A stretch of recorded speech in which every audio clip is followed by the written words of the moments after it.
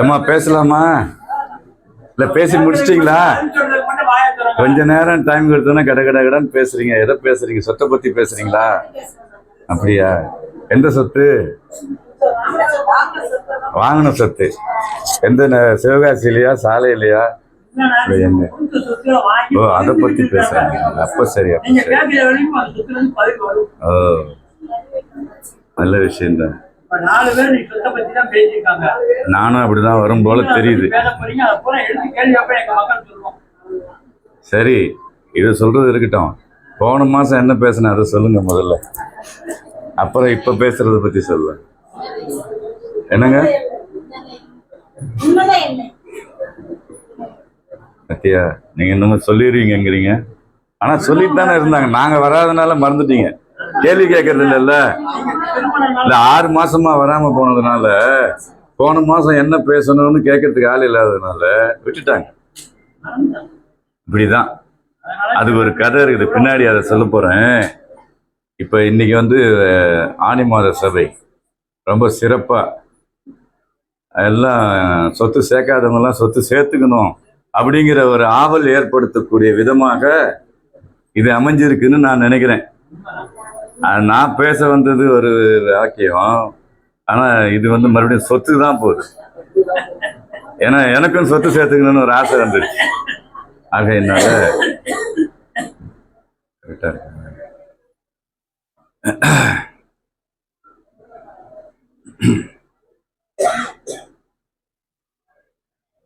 மாயக்கூத்தின் வகையறியாமல் யான் காயப்பட்டு களை தந்த நாளிலே தூய ஞான சுடர் விளக்கெண்ணூலே, தூய ஞான சுடர் விளக்கெண்ணூலே பாய வைத்த பதத்தை மறப்பனோ.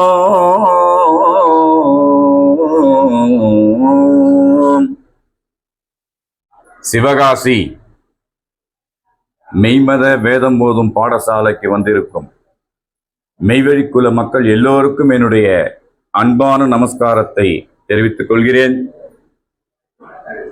மேலும் கடந்த மாதம் பொன்னரங்க தேவாலயத்திலே நடைபெற்ற என்னுடைய குமாரனுடைய நீதி திருமணத்திற்கு சிவகாசி சபையிலிருந்து வேன் வச்சுட்டு வந்தீங்க.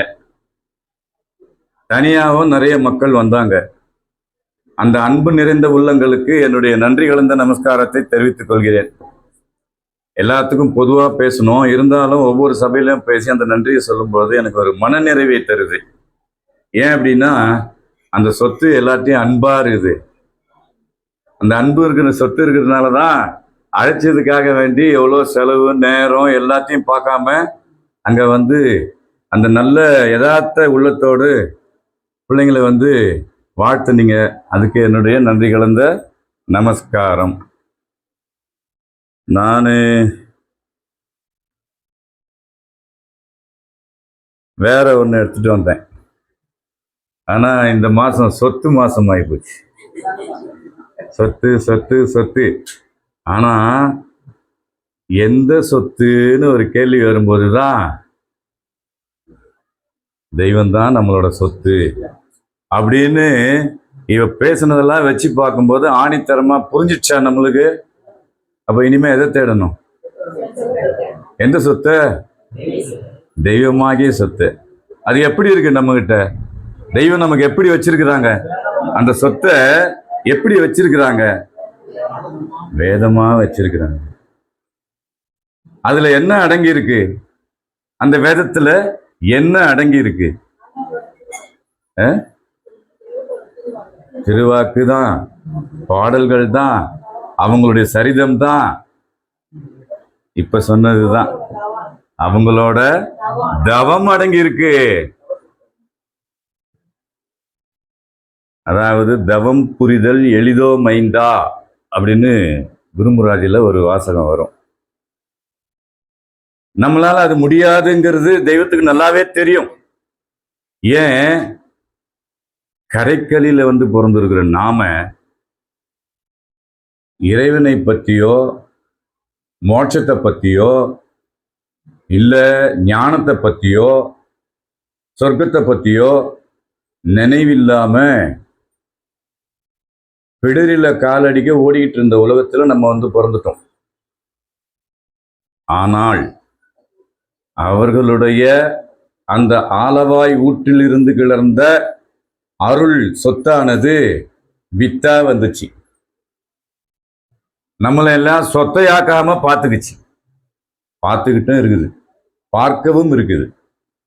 கடந்த காலம், நிகழ்காலம், வருங்காலம், முக்காலத்துக்கும் அந்த முப்பொருள் மெய்மையாக அந்த சொத்து இருக்குதுங்கிறத நாம வேதத்தின் வாயிலாக புரிஞ்சுக்கிறோம். அந்த வகையில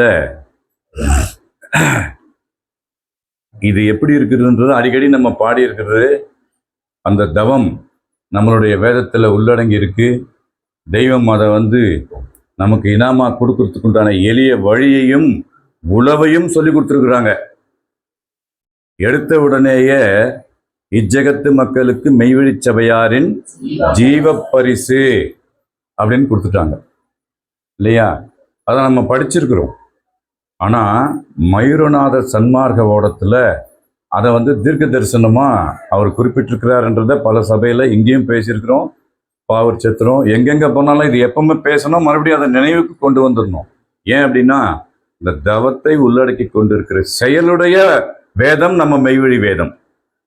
பராபர வள்ளலும் பண்ணிய தவங்கள், பராபர வள்ளலும் பண்ணிய தவங்கள் பாமாலையாகவே பாரினில் போற்ற. பாமாலையாகவே பாரினில் யார் போற்றணும்? நம்ம தான் போற்றணும். போற்றக்கூடிய தகுதியுடைய மக்களாய் நம்ம தெய்வம் வச்சிருக்கிறான். அந்த ஆதிபிதா எழுதின இந்த வேதத்தை தொடுவதற்கு கூட லாயக்கில்லாம இருந்த நம்மள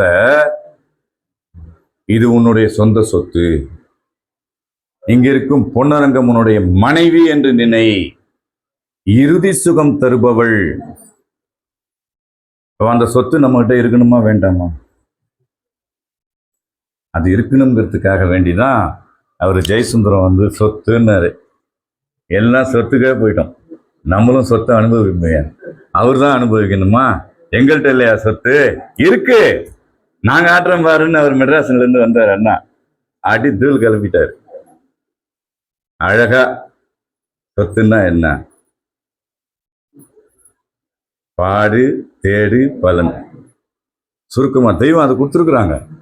அப்போ அந்த பழக்கத்துல போனதுனாலதான் அந்த பார்வையில பார்த்து எடுத்து சிந்திச்சு பேச முடியுது. அப்ப அந்த பேசக்கூடிய வல்லபத்தை கொடுக்குறவங்க நம்ம தெய்வம். இப்ப நாங்கெல்லாம் வருஷக்கணக்கில் பேசிக்கிட்டு இருக்கிறோம். இதெல்லாம் கதை விட்டுட்டு தெரியுறோம் சும்மா. இருந்தாலும் அதுக்கு ஒரு பாடு வேணும்ல, அதுக்கு ஒரு பாடு வேணும்ல. நான் படிச்சு என் உணர்வுல கலந்து என் உயிரில கலந்து அது இனிச்சு அந்த இனிப்பை நான் அனுபவிச்சதை சிவகாசி சபையில் இருக்கிற மற்ற மக்களுக்கும் வந்திருக்கிற மக்களுக்கு அவங்களுடைய செவிவாய் கணவாய் வழியாக உள்ள போய் அவங்க உயிர் சித்திக்கணுமே. இன்னைக்குமா இல்லையா? என்னுயிர் தன்னிலே கலந்து நீதி நீக்கும் இருதயாசன தோழிரு. கடலே, கடல்ல உப்பு இருக்கும், ஆனா தெய்வ கடல்ல இனிப்பு இருக்கு. அந்த அருட்கடல்ல அந்த ஆலவாய் அந்த திருநீர்ல என்ன இருக்குதுன்னா இனிப்பு இருக்கு. இது எப்படி? அதை சுவைக்கக்கூடிய பாக்கியம் பெற்ற மக்களாய் நாம் இருக்கிறோம். அதுக்கு என்ன தவம் பண்ணோம்? யுகவித்தா வந்தோம். ஒரு அனந்தருடைய குடும்பத்தில் வாரிசா வந்தோம். தெய்வத்தினுடைய திருவாக்கை கேட்கக்கூடிய செவி படைத்த மக்களாய் வந்தோம். அதனால இனிக்குது. அறிவுடைய மக்களாய் வந்தோம். அறியானை அறிய வைத்து அந்தனாய் எனை பிரட்டி பிறப்பித்து ஆறும் தெரியானை தெரிய வைத்த தேசிகேந்திரர்.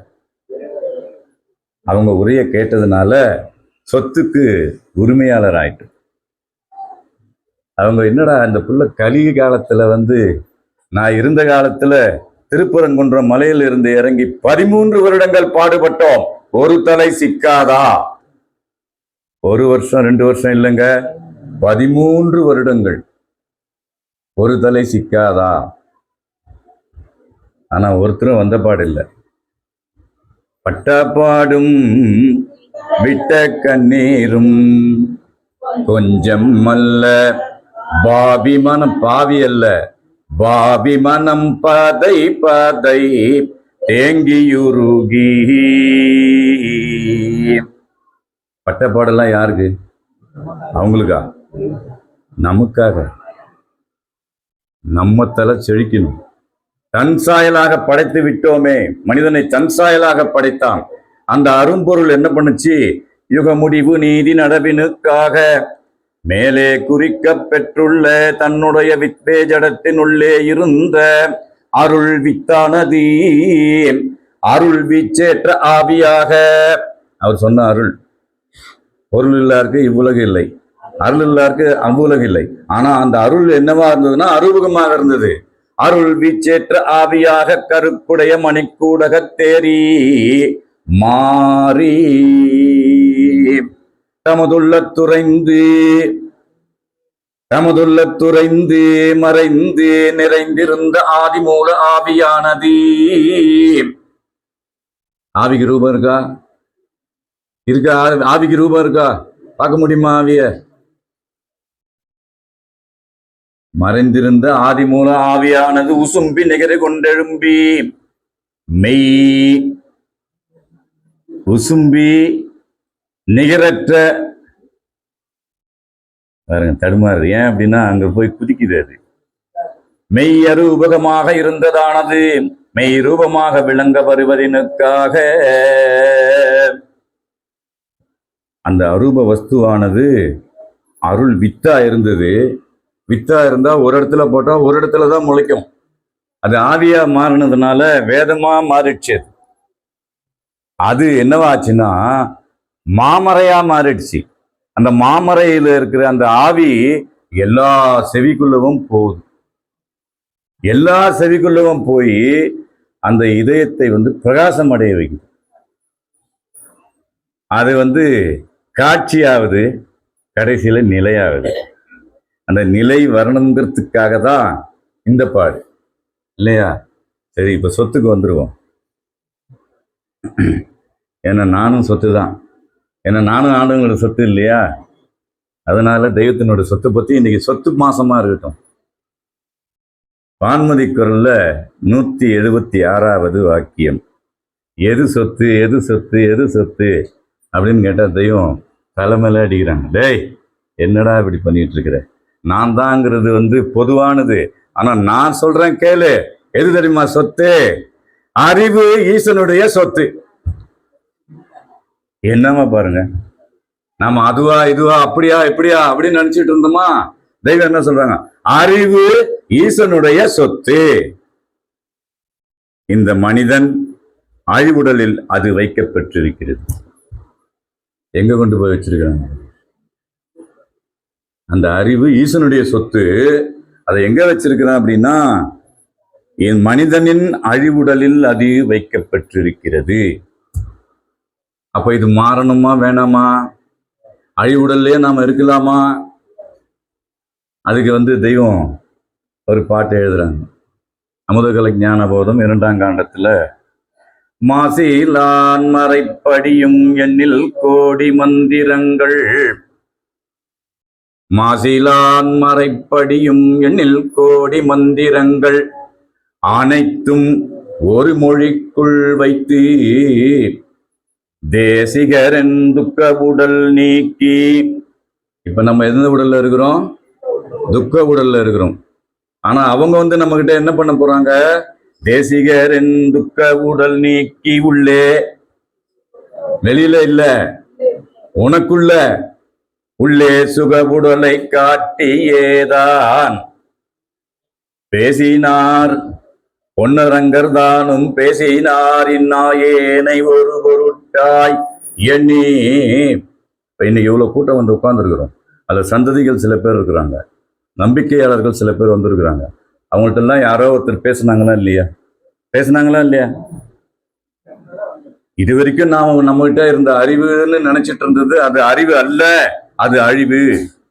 அறிவினுடைய செயல் ஈசனை அடையிறது அப்படின்னு சொல்லும்போது முடியுமே.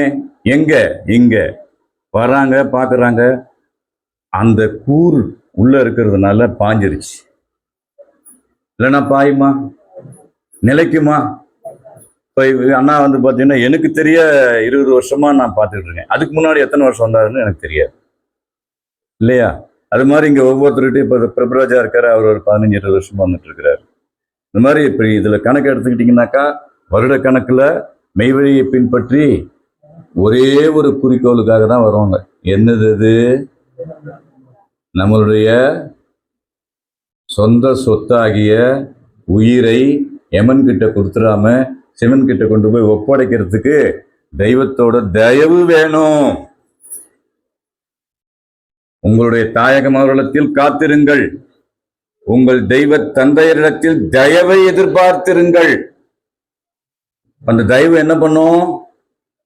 யமன்கிட்ட இருந்து காப்பாற்றும் இல்லையா? அப்ப இதுல என்ன சொல்றாங்கன்னா, அறிவு ஈசனுடைய சொத்து. இந்த மனிதனின் அழிவுடலில் அது வைக்கப்பட்டிருக்கிறது. அதை ஒரு தெய்வ ஆசானின் உதவி கொண்டு நித்திய ஜீவ வாழ்வை பெறுவதற்கான காரியத்திற்கு பயன்படுத்தாமல் எதை பயன்படுத்தல?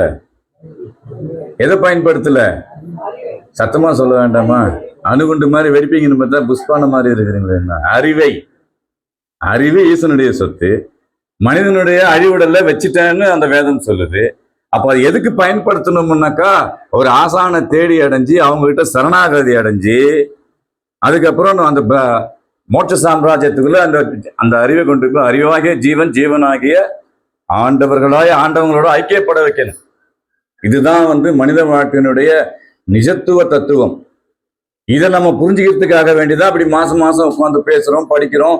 அதுக்காக வேண்டி சங்கமா தன்னோட தவத்தை போட்டு தெய்வம் எழுதி வச்சுட்டாங்க. ஆனா அதை படிச்சு புரிஞ்சு தெரிஞ்சு நிலை நிற்கக்கூடிய பக்குவத்தை நாம் அடையணுமா வேண்டாமா? நாமளே ஊசி போட்டுக்கணும், சுருக்குன்னு குத்தி. நம்ம என்ன இவ்வளோ அறிவற்ற தன்மையில இருக்கிறோமே, தெய்வத்தினுடைய செயலை புரிஞ்சிக்காத அளவுக்கு நாம் இருக்கிறோமேனு நம்மளுடைய உள்ளத்தை நாங்க சாகடிக்கணும். இத்தனை பொருளும் எந்த காலத்தில் அறிவோம் என்று மெத்தவே ஏங்கி நீயும் மிரண்டிட வேண்டாம் சொல்வேன். சுத்த சைதன்யநாதர் சொல் ஒரு பொருள் அதுதான் சொத்து. என்ன? நீ என்னை நம்பு, ஒன்னு நான் சிவத்துக்கிட்ட கொண்டு போய் சேர்த்துடுறேன். சிவன் தான் நம்ம சொத்து. நம்ம கிட்ட அவங்க கிட்ட இந்த சொத்தை பிரிச்சு பங்கு பிரிச்சு நம்ம வாங்கிட்டு வந்திருக்கிறோம். இறைவன்ட்டு இருந்த சொத்தை பங்கு பிரிச்சு உயிராகிய அமானிதத்தை கடனா வாங்கிட்டு வந்துட்டோம். திருப்பி கொண்டு போய் சேர்க்கறதுக்கு வழி தெரியாம முழிக்கும் போதுதான் தெய்வம் அன்பு கொண்டு கருணை கொண்டு நம்மளை கை போட்டாங்க. அப்படி கை போடலைன்னா இங்க உட்காந்து பேச முடியுமா? எத்தனையோ இன்னைக்கு நிலவரத்துக்கு பாத்தீங்கன்னா எல்லாம் இந்த வட்டாரம் பூரா ஏதோ ஒன்று நடந்துட்டு இருக்கும், ஏதோ ஒன்று நடக்கும். ஆனா இங்க நடக்கிறது என்ன? சொத்து வீணாக கூடாது. இங்க நடக்கிறதுக்கு வேலை என்ன? இங்க வந்ததுக்கு வேலை சொத்து வீணாக கூடாது. 29 நாள் எப்படியோ நினைவாலும் சொல்லாலும் செயலாலும் சொத்தை அழிச்சுதான் இருப்போம். திருப்பவும் அதை மீட்டு ரீசார்ஜ் பண்ணி வச்சுக்கணும், ஃபில்அப் பண்ணி நிரப்பி வச்சுக்கணும். அதுக்காக வேண்டி வர்றது தாங்க இந்த சபை. அப்ப அதை ஒரு தெய்வ ஆசானின் உதவி கொண்டு நித்திய ஜீவ வாழ்வை பெறுவதற்கான காரியத்திற்கு பயன்படுத்தாமல் வயிற்றுப்பாட்டுக்கு அழிவுலக மதிப்பு வெறிச்செயலுக்கு செலவு செய்தால் கடைசியில் யமன் கையில் சிக்கி நரக அடையாளமாகிய கசப்பு தீட்டு ஜீவஜலம் வெளியாகி பிணநாற்றமுடன் சாக வேண்டியதுதான். அதுக்காக நாம அழிந்து போகிற கூட்டத்திலிருந்து அழியாத ஒரு பெருங்கூட்டத்தில் எடுத்துன்னு வந்து நம்மளை தெய்வம் சேர்த்துட்டாங்க. அப்ப அவங்க என்னத்தை கொடுத்து சேர்த்தாங்கன்னா தன் சொத்தை கொடுத்து சேர்த்தாங்க. காலையில வரும்போது கூட பேசிட்டு வந்தோம். உன்னை வந்து அந்த ஜீவ ஏற்றத்தில் ஏத்துறதுக்கு உன்னுடைய வயதை பறிப்பதில்லை. உன்னை ஆண்டு கொண்ட ஆசானவர்கள் அவங்களோட உயிரை வந்து உனக்கு கொடுத்து உன்னை அந்த மெய்க்கல்வியை படிப்பிக்க வைக்கிறாங்க அப்படின்னு பேசிட்டு வந்தோம். அப்போ நம்மகிட்ட வந்து அந்த சொத்து எவ்வாறு இருக்குதுன்னா மூச்சா இருக்குது, சுவாசமா இருக்குது. அது சுவாசம்னா சுகவாசம், மூச்சு வந்து வெளியே ஓடிடும், சுவாசம் உள்ளடங்கும். ஏன்னா பூங்கிலி கண்ணியில் உற்ற சுவாசம் வந்து உள்ளடங்கும் பூங்கிலியன்னு தான் எழுதியிருக்கிறாங்க. மூச்சு அடங்குன்றது பல இடத்துல பேசுறாங்க, ஆனால் சுவாசம் தான் உள்ள போகும், வெளியே வர்றதில்ல மூச்சு.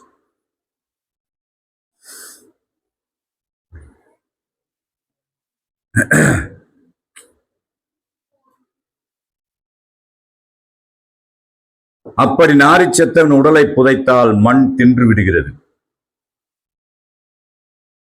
மதுரையில, ஈரோடுல, பல இடங்கள்ல பல காலத்துக்கு முன்னாடி ஜீவ பிரயாணம் பண்ண ஆன அனந்தர்களை வந்து மண்மறைவு செஞ்சு அடுத்த அடக்கத்துக்கு வந்து படுக்கை விரிக்கும் பொழுது காஷாய துணி தெரிஞ்சுதான். ஒரு இடத்துல கை மட்டும் நீட்டிட்டு இருந்ததுதான். தெய்வத்துக்கிட்ட போய் உத்தரவு கேட்குறாங்க, தெய்வமே இப்படி ஆச்சு, என்னடா பண்ணீங்க? அப்படியே கை உள்ள வச்சுட்டு மண் வச்சுருப்பாங்க. ஏண்டா அதை எடுத்து தீர்த்தம் கொடுத்து பறிச்சிருக்காங்க, மண்மறைவு பண்ணியிருக்கலாம் இல்லடா. இவங்களுக்கு அதை பற்றி தெரியாது இல்லையா? ஈரோட்லேயும் அப்படிதான் நடந்திருக்கு. இதெல்லாம் வந்து நிகழ்வு, அது நீங்கள் தான் சொல்லணும். எனக்கு தெரிஞ்சது 2.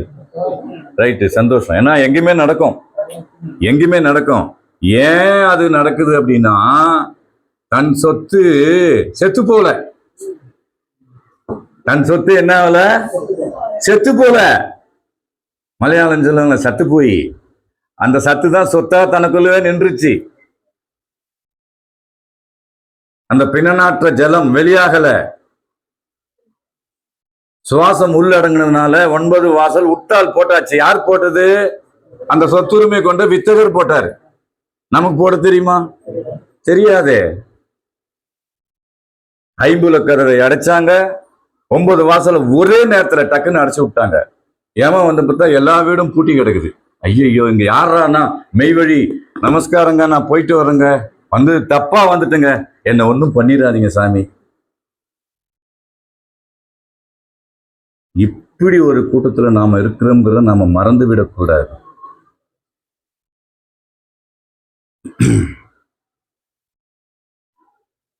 அப்படி நாரிச்சத்தவன் உடலை புதைத்தால் மண் தின்று விடுகிறது.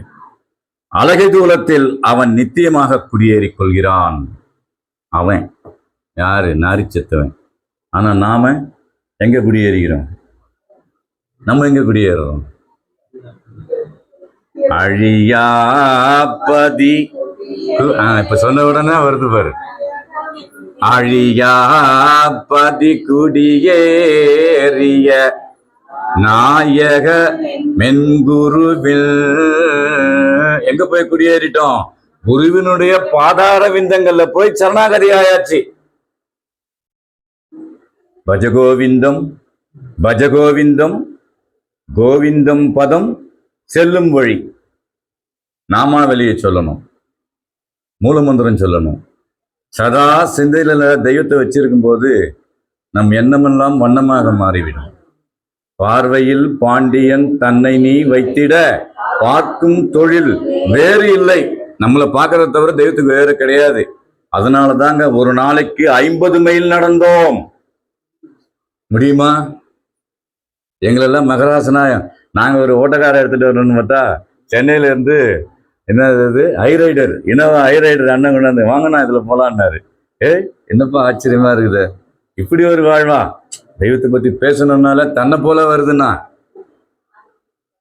எப்படி? நாங்க டரு டரு டரு டருன்னு வருவோம், எந்த நேரத்துல எங்க நிக்கணும் தெரியாது. இருந்தாலும் தெய்வத்து மேல பாரத்தை போட எடுத்தா இது வரைக்கும் எங்கேயும் நிக்கல. வந்தா வந்த மாதிரி வீட்டுல போய் கொண்டு போய் நிப்பாட்டிடும், வந்து விட்டுரும். ஆனா இன்னைக்கு சொகுசா வந்தோம். இதுவும் அவங்களுடைய ஏற்பாடு. அதுவும் இல்லாம இவர் புதுசா இந்த சபைக்கு வந்து பேசினார். பேசினதெல்லாம் ஆழமான கருத்தாகிய சொத்தை பதிப்பிச்சிருக்காரு நம்ம எண்ணத்துல ஆழமான சொத்தாகிய தெய்வத்தினுடைய திருவாக்க பதிச்சார். அப்படின்னா அந்த உள்ளமை பெட்டகத்துல அந்த சொத்து அவர் வச்சிருக்கிறார். ஏன் வச்சிருக்கிறாரு?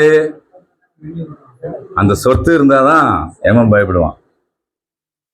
யாரா இருக்குதுன்னாக்கா ஆண்டவன் வாக்கியம் இருக்குது, குடுவை பூரா ஐயோ அங்க போகக்கூடாதுப்பா, எப்ப பார்த்தாலும் மெய்வழி ஆண்டவர் பற்றியே பேசின்னு இருக்கிறாரு இவரு. இங்க போனாலே அனல் அடிக்குது. என்ன அனல்? வடவை அனல் மழை.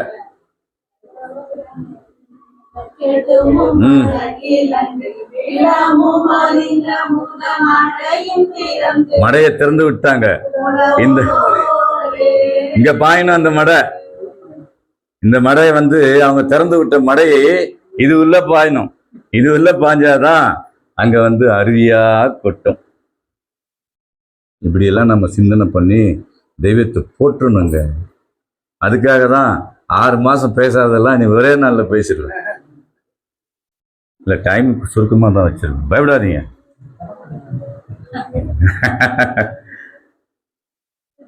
செத்தவன் உடலை புதைத்தால் மண் தின்று விடுகிறது, அழகிய தூலத்தில் அவன் நித்தியமாக குடியேறிக் கொள்கிறான். ஆனால் இங்கு எம் கையகத்து ஆகி தன் ஜீவனை அறிந்து பரிசுத்த பிரயாணமானவர்களின் தேகத்தை மண்ணில் புதைத்தால் பூமாதேவியாகிய மாதா தீண்டுவதில்லை. என்ன சத்தியமான வார்த்தை! உத்தரவு போடுறாங்க, மண்ணுக்கு உத்தரவு போடுறாங்க, என் புள்ள தொடாத. விண்ணுக்கு உத்தரவு போடுறாங்க, அவனுக்கு ரசத்தை கொடு. பஞ்சபூதத்துக்கும் உத்தரவு போடுறாங்க, அவனை பாதுகாக்கிறது மட்டும்தான் அவன் வேலை. தீர்ப்பு நாளா எழுப்பு, நான் பேர் சொல்லி கூப்பிடு, அவன் எழுந்து வரணும். இதுக்கு கட்டளைக்கு கீழ்ப்படிந்து நடக்குது. ஆனா நம்ம தான் நடக்க மாட்டேங்குது. ஏன்? அச்சப்பாடு இல்லை. பாடு இல்லாம கிடைச்சது. பாடு தேடு பலன். மாத்து கம்மியா இருக்கு, ஆனா அது தங்கம். அதனாலதான் நமக்குள்ள அது தங்குது இல்லையா? அந்த மெய்ப்பொருள் அடைக்கலாப்பாக்கு முன்னாடி ஒரு விருத்தம் வருமே,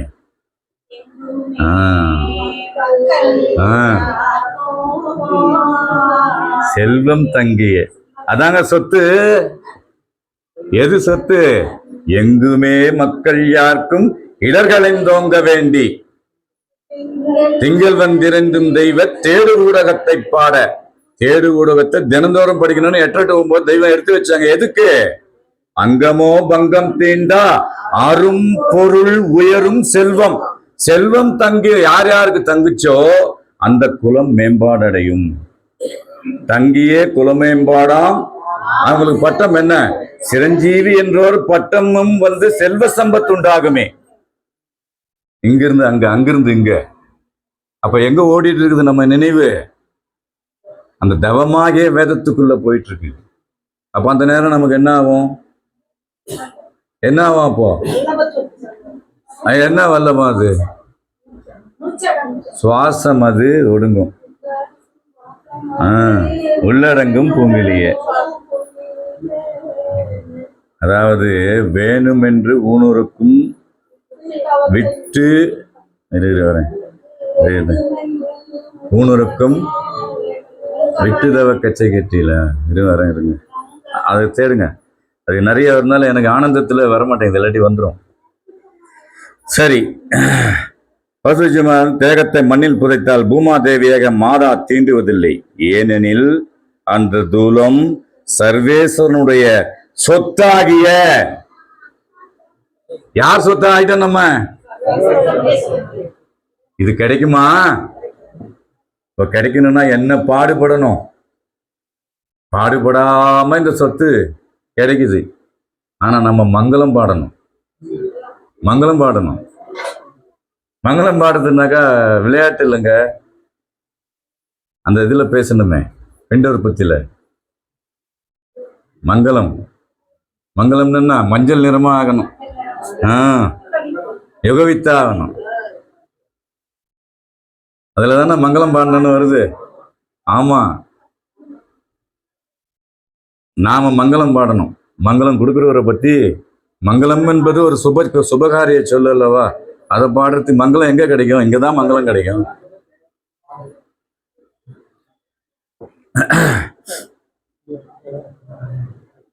ஆனால் இங்கு வந்து எம் கையகத்து ஆகி தன் ஜீவனை அறிந்து பரிசுத்த பிரயாணமானவர்களின் தேகத்தை மண்ணில் புதைத்தால் பூமாதேவியாகிய மாதா தீண்டுவதில்லை. ஏனெனில் அந்த தூலம் சர்வேஸ்வருடைய சொத்தாகிய அறிவு அடங்கிய பெட்டகமாக ஆகிவிட்டதே. இருக்கா? அந்த பெட்டகமா நம்ம மாத்திக்கலாமா? மாத்தணும். அப்படி மாத்திக்கிட்டா பூமியில போடும்போது மண்ணு நம்மளை தொடாது. இல்லைன்னா தெய்வம் உத்தரவு பண்றான், என்னுடைய மானத்துக்காக நான் கொடுக்குறேன். உள்ள போட்டவொடனே கசக்கி எடுத்துருவா பூமாதேவி. அந்த நிலைமைக்கு நாம போகக்கூடாது. இவர் பேசும்போது ஒன்று சொன்னாரு, நம்மளாம் தெய்வத்தை பார்க்கல, தெய்வத்தை பார்க்கல, தெய்வத்தை பார்க்கல. பல பேர் அந்த எண்ணத்தில் இருக்கிறாங்க. தெய்வம் திருமேனி என்பது வேறு. இப்போ அவங்க நாத தேகத்தில் இருக்கிறாங்க. நல்லா புரிஞ்சுக்கணும். இது இன்னைக்கு தெய்வம் வெளியாக்குறாங்க. என்னுடைய நினைவுல இருந்து நீ சொல்றா அப்படின்னு வெளியாக்குறாங்க. தெய்வத்தை பார்க்கறதுன்றது இதுல பார்க்கறதா இதுல பார்க்கறதா ரெண்டு இருக்கு. ஒருத்தரை பத்தி சொன்னா என்னை பத்தி கேட்டுப்பாருன்னு சொல்றாரா இல்லையா? என்னை பத்தி போய் கேட்டுப்பாரு அப்படின்னு சொன்னா கேட்டா பார்க்கலாம், கேட்டா பார்க்கலாம். எதுல பார்க்கறது? அவங்களுடைய உள்ளமை பெட்டமாகிய எண்ணத்துல பார்க்கணும். இப்ப தெய்வம் இன்னார்னு நீங்க நினைவுல பார்த்தீங்களா, கண்ணில் பார்க்கணுமா? அவங்க நினைவா இருக்கிறாங்களா? திருமேனி இருந்த போது அவங்க குருவடிவாகி கோவலேந்தல்ல வந்தாங்க. ஆனா இப்பவும் இருக்கிறாங்க. அதுதான் சத்தியம். அப்படி அது இல்லைன்னு நினைக்கிறதுனாலதான் நமக்குள்ள அந்த எண்ணம் முளையிடுது. அதை இன்னையோட அதை கட் பண்ணி போட்டுடுங்க. தெய்வம் நம்மளை பார்க்காமலோ நாம தெய்வத்தை பார்க்காமலோ மெய்வழிக்குள்ள யாராலையும் நுழைய முடியாது. திட்டமா வச்சுக்கோங்க. இதை அவங்களுடைய கடைக்கண் பார்வை யார் மேல படுறதோ அவங்க மெய்வழிக்கு வந்துருவாங்க. அதை அழைக்கிறது அவங்களுடைய வாக்கு. அழைத்திடும் காலம் தன்னில் அருளுண்ண அறியா மக்கள் விளைத்தனர் கேள்வி மற்றும் வியாக்கரணமும் மற்றெல்லாம். கேள்வி தர்க்கம் வியாக்கரணம் மற்றெல்லாம். எப்படி பண்ணாங்களாம்? மலை மலை கலைகள் வீசி வளைகொடு வளைகொடு வளைத்தரம்ம வளைந்தெடுத்தடியும் சிங்கா துந்துமி தொடர்ந்தெடுத்தடியும் சிங்கா துந்துமி. அந்த கடைசியில வரும். அதுல துந்துமி தொடர்ந்தெடுத்தடியும் சிங்கா. உங்களுக்கு ஒண்ணு சொல்லிக்கிறேன். அதாவது அந்த பூமி இடங்களுக்கும் பாடல்ல கடைசியில இதை எழுதுறாங்க. தெய்வம் நான் இருக்கேன் அப்படிங்கிறத உறுதிப்படுத்துறாங்க. இப்படிக்கு சத்துவங்கள் எல்லாம் முடிவடைந்து, இப்படிக்கு சத்துவங்கள் எல்லாம் முடிவடைந்து கப்பியே கனத்த இருள் கடிந்தர சாண்டிடு நாள் பூமி அடங்கலுக்கும் போதும் புராதனங்கூறுவதே. வரமனைத்தும் கை கொண்டு வந்தோரு தேவரூபம், வரமனைத்தும் கை கொண்டு வந்தோரு தேவரூபம் கர்மம் துடைத்து தர்ம காட்சியுள் உண்டாக்க நிற்கும். நிக்கிறாங்க. வரம் கொடு வாயில் நிற்பர் வளகர துடி சங்கோடு. எங்கெங்கெல்லாம் நிக்கிறாங்கன்றத அதுல எழுதுறாங்க. ஆனா இங்க என்ன எழுதுறாங்கன்னா, இந்த கர்மமாகிய நம்மளுடைய இந்த தூல தேகத்தை தொடச்சி தூக்கி போட்டு தர்மத்துக்குள்ள நம்மளை கொண்டு போய் வச்சு பாதுகாக்கிறதுக்கு நான் இருப்பேன் அப்படின்னு உத்தரவு பண்ணியிருக்காங்க. ஆகையினால தெய்வத்தை பார்க்கலங்கிற எண்ணத்தை விட்டுட்டு ஆண்டவங்களுடைய சொத்தா நாம எல்லோரும் இருக்கணும் அப்படின்னு நான் உங்களை எல்லோரையும் அன்பா கேட்டுக்கிறேன். ஆகவே அந்த சொந்த சொத்தாகிய தாயாதி சொத்தாகிய நம் தெய்வம் அவர்கள் நம்மீது இரக்கம் கொண்டு சொத்துரிமைக்கு உடையவர்களாக நம்மை ஆக்கி வைத்திருக்கிறார்கள் என்ற எண்ணத்தோடு அவர்களுடைய பாதார விந்தங்களிலே பரிபூரண சரணாகதி அடைந்து அவர்கள் அளக்க நிற்கும் நிஜநிதி புதுவாழ்விலே மனங்கூடி சேர்ந்து பொல்லா பிறப்பினை ஒழித்து நல்வாழ்வு வாழ்வோமாக என்று கூறி என்னுடைய முத்திப்பேருரை மீண்டும் தொடரும். அனைவருக்கும் நமஸ்காரம், நமஸ்காரம், நமஸ்காரம்.